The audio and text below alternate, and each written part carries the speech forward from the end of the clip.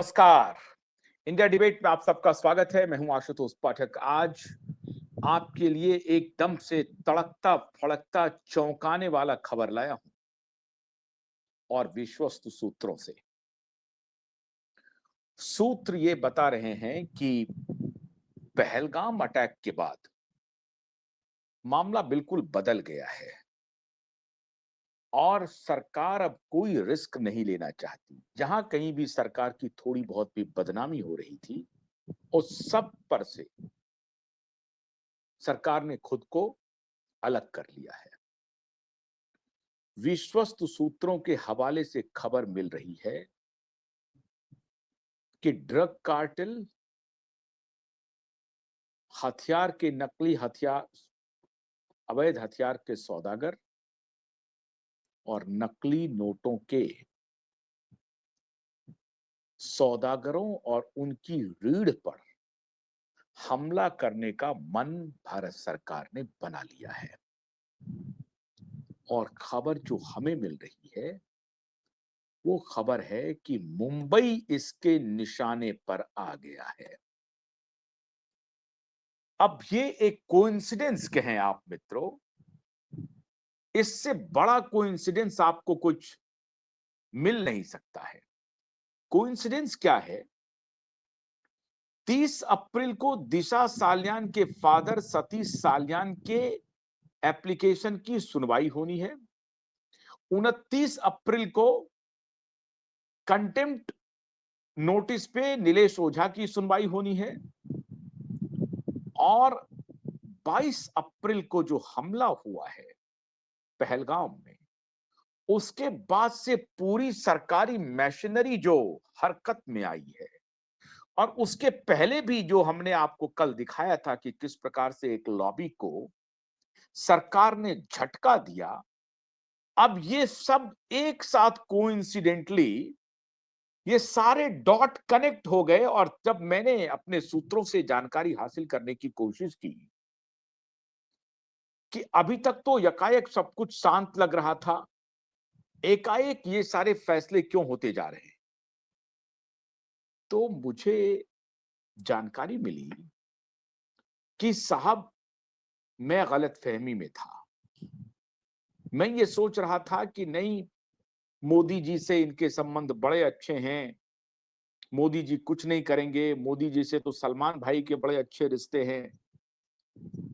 और मोदी जी के लिए एक शख्स ने 2020 और उसके पहले से ही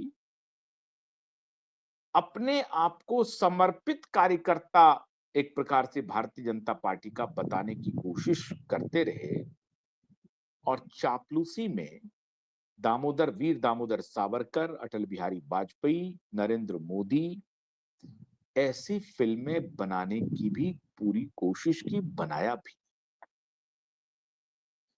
लेकिन वो चापलूसी अब काम नहीं आ रही है। हम अंदर की खबर आपको बता रहे हैं कि नरेंद्र मोदी और एनएसए, अजित डोभाल और गृह मंत्रालय अमित शाह जी ने फैसला कर लिया। जहां कहीं भी देश के दुश्मन किसी भी तरीके से देश को कमजोर करने में लगे हुए हैं, उसके खिलाफ अब जीरो टॉलरेंस और निर्णायक लड़ाई का वक्त आ गया है। और इस कड़ी में मुंबई सबसे अधिक निशाने पर है। मैंने आपको इसके पहले कई बार बताया है कि कैसे अफगानिस्तान पाकिस्तान बॉर्डर से नकली नोटों का कारोबार, ड्रग का कारोबार, अवैध हथियारों की तस्करी का कारोबार चलता है, फिर नेपाल के रास्ते चलता है और फिर बॉलीवुड उसके लिए बहुत ही माकूल जगह होती है। वहां सब कुछ खपता है, ड्रग खपता है, हथियार खपता है, नकली नोट खपता है। सबसे बड़ा कार्टेल अगर है तो वो बॉलीवुड है।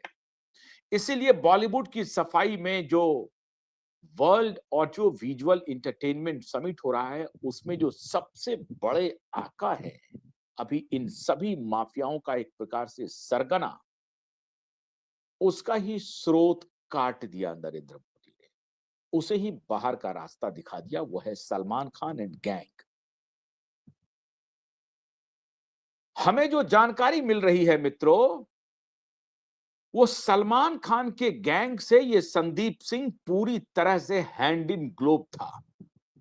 इधर नरेंद्र मोदी को भी संतुष्ट करने की कोशिश करता था, भारतीय जनता पार्टी को भी खुश रखने की कोशिश करता था, और उधर अपने आका सलमान खान के लिए भी काम करता था। बतौर प्रोड्यूसर बन करके ये फिल्में बनाता था। ये दो कौड़ी का इंसान, इसको इतने पैसे कहां से आ गए?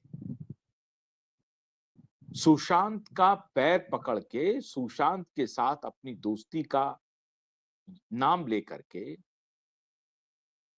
एक उसी बिहार से सुशांत सिंह भी था, और उसी बिहार से ये संदीप सिंह जैसा अकर्मण्य अकर्मण्य चरित्रहीन व्यक्ति भी है।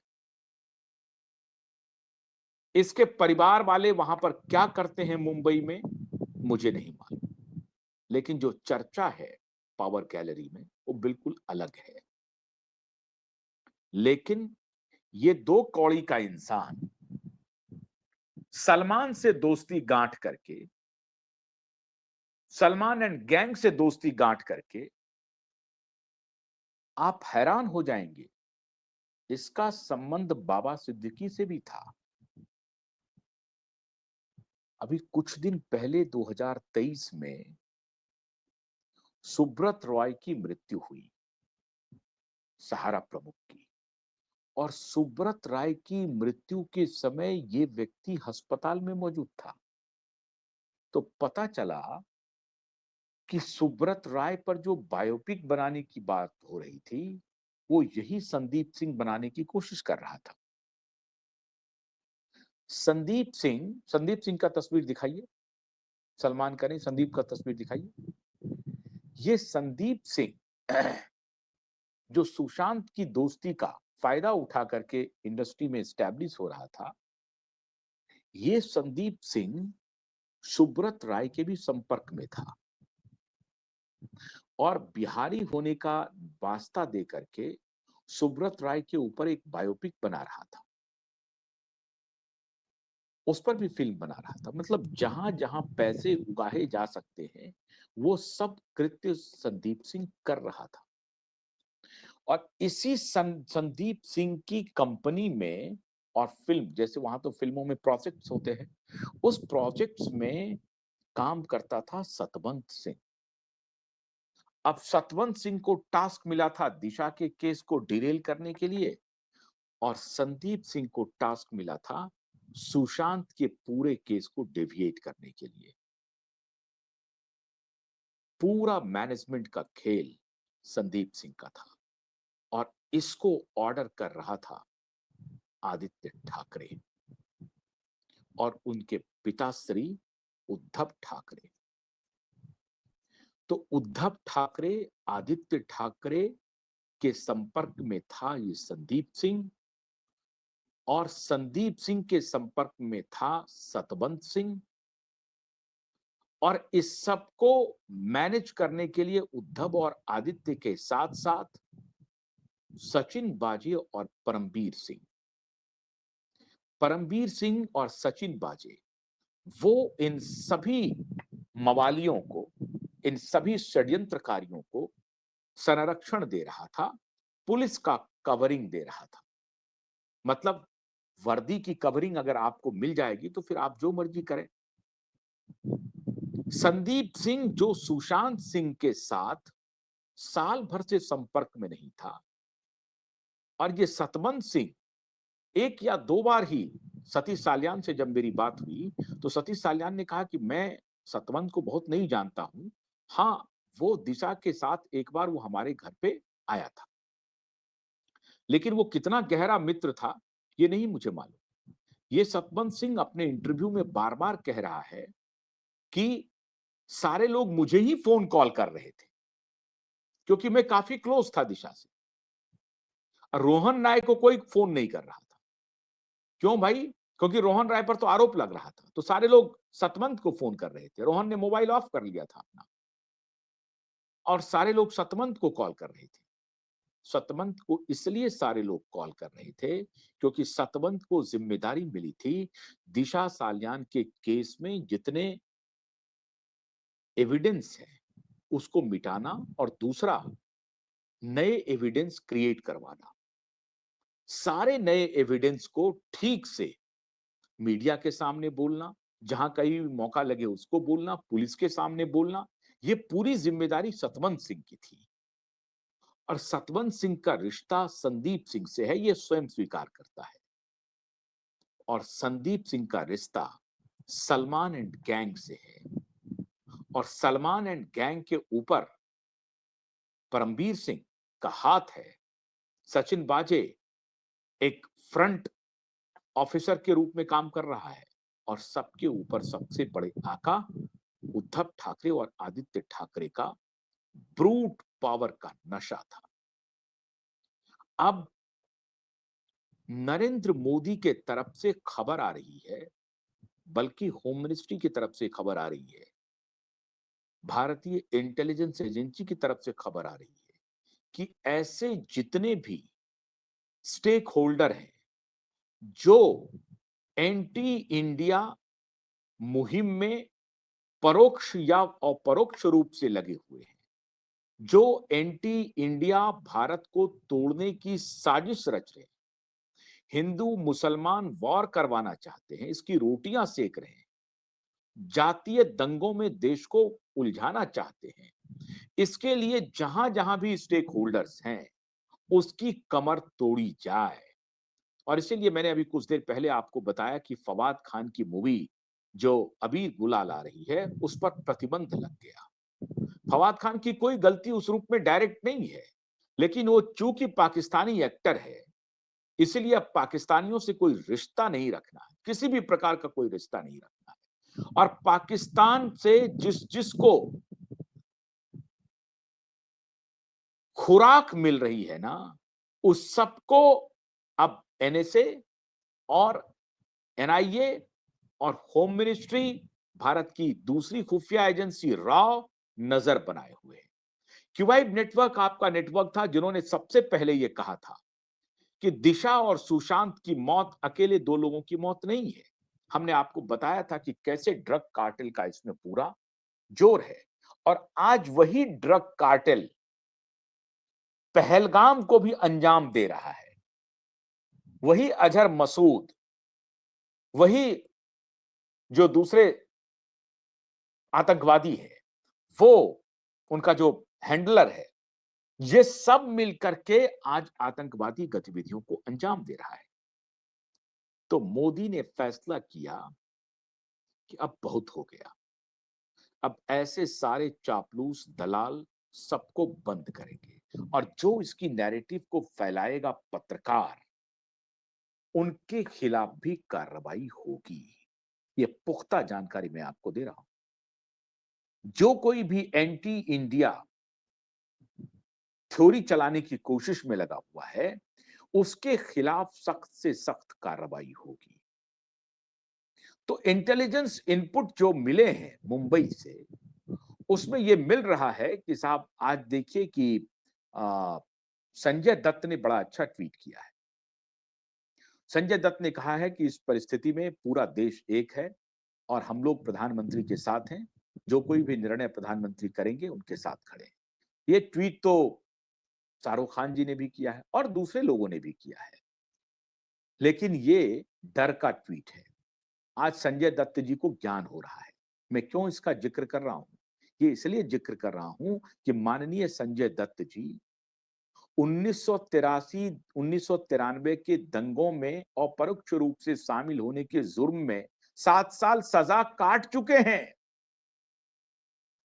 7 साल की सजा वो ऑलरेडी काट चुके हैं माननीय संजय दत्त जी। तो अब संजय दत्त जी को ज्ञान हो गया है। तो भारत सरकार को खुफिया जानकारी मिल रही है कि वो कौन कौन सा स्टेक होल्डर है, वो गैंग है, वो कौन समूह है जो भारत को डिस्टेबलाइज करने के लिए काम कर रहा है, परोक्ष और परोक्ष रूप से। माननीय महेश भट्ट के बेटे राहुल भट्ट भी निशाने पर हैं, क्योंकि जब इनकी सरकार थी यूपीए की, तो राहुल भट्ट को क्लीन चिट मिल गया था। लेकिन अब मोदी की सरकार है, तो खबर आ रही है कि संदीप सिंह, सतवंत सिंह, आदित्य ठाकरे, सूरज पंचोली, डिनो मौर्य की गिरफ्तारी की तैयारी शुरू कर दी गई है। मुंबई पुलिस को आदेश मिल गया है। सबसे बड़ी खबर मैं आपको बता रहा हूं, मुंबई पुलिस को आदेश मिल गया है कि आप तैयारी पूरी कर लें। अदालत से जैसे ही आपको आदेश मिले एफआईआर रजिस्टर करने की, तो जितने स्टेक होल्डर हैं उनको फौरन से पेशतर हैंडकफ किया जाए, बिहाइंड द बार भेजा जाए और कस्टोडियल इंक्वायरी शुरू की जाए। खाली मुंबई पुलिस को नहीं, देश भर की पुलिस को होम मिनिस्ट्री ने अलर्ट कर दिया है कि इस तरह की गतिविधि में जितने लोग शामिल हैं, जहां जहां शामिल हैं, सबको निशाने पर लिया जाए। और फॉर्चुनेटली ये संदीप सिंह, सतवंत सिंह, ठाकरे मिनिस्ट्री के निशाने पर आ गए। क्यों? समीर खान नाम का याद है ना आपको शख्स? समीर खान नवाब मलिक का दामाद था। समीर खान के बारे में समीर बानखेड़े ने बड़ा डिटेल इन्वेस्टिगेशन किया है और समीर बानखेड़े ने ही कहा है कि रिया चक्रवर्ती और आदित्य ठाकरे के बीच में व्यापारिक रिश्ते हैं और वो व्यापारिक रिश्ते जो हैं वो ड्रग के हैं। चाइल्ड ट्रैफिकिंग की तो जांच अलग होगी, लेकिन जो ड्रग कार्टेल है, नकली नोटों का जो कारोबार है और अवैध हथियार का कारोबार, ये तीनों मिला हुआ है। जहां ड्रग है वहीं पर नकली नोट है और जहां नकली नोट है वहां अवैध हथियार है। तो ये तीनों मिला हुआ है। इसीलिए नारकोटिक्स डिपार्टमेंट का जो इन्वेस्टिगेशन है वो खाली मुंबई तक नहीं है। नारकोटिक्स डिपार्टमेंट का इन्वेस्टिगेशन सीधे होम मिनिस्ट्री तक पहुंचा हुआ है।